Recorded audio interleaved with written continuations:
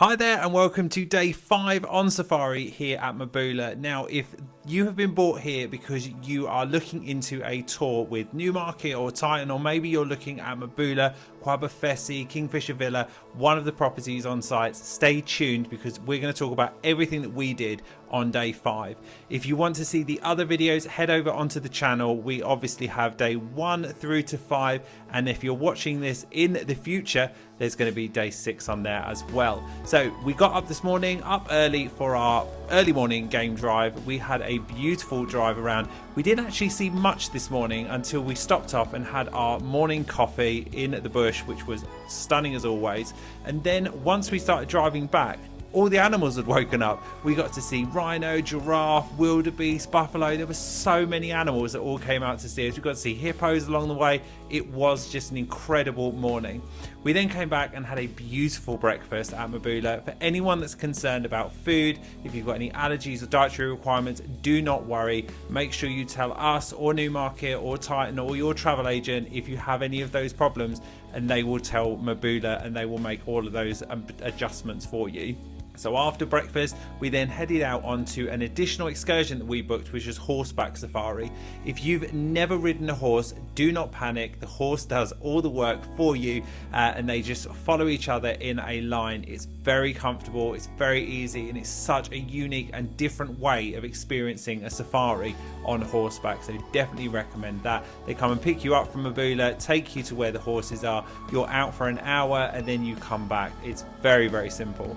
So then we had lunch, which was again stunning. Loads of choice, salads, hot food. They had lamb joints because it was Sunday lunch. It was absolutely spectacular. So it's very much catered to all tastes. So don't worry, you won't go hungry.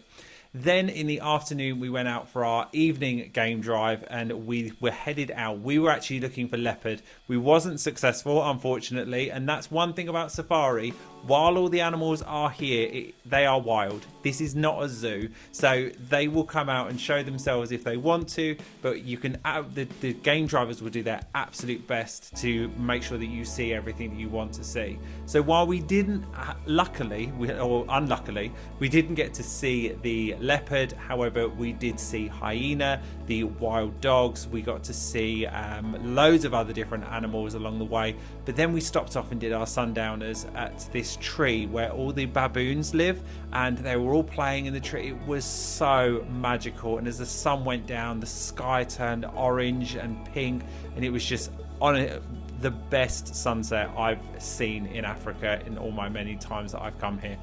So then we headed over into our surprise. We didn't actually realize that this was happening, that there was a traditional African bush braai, which is out on the bush. So our safari vehicles drove us there, and then we had dinner out on the range, which was spectacular. I mean, we're talking steaks and chicken and all the salads and meats and traditional African dishes. Was absolutely delicious. And you're under this tree that's all got like fairy lights and lanterns everywhere. It was spectacular. And then we headed back and went to bed because it was a very, very long day. So that is wrapped up day 5. We only then have one full day left, which will be tomorrow. So stay tuned or stick around, head over to the channel and subscribe for more safari content.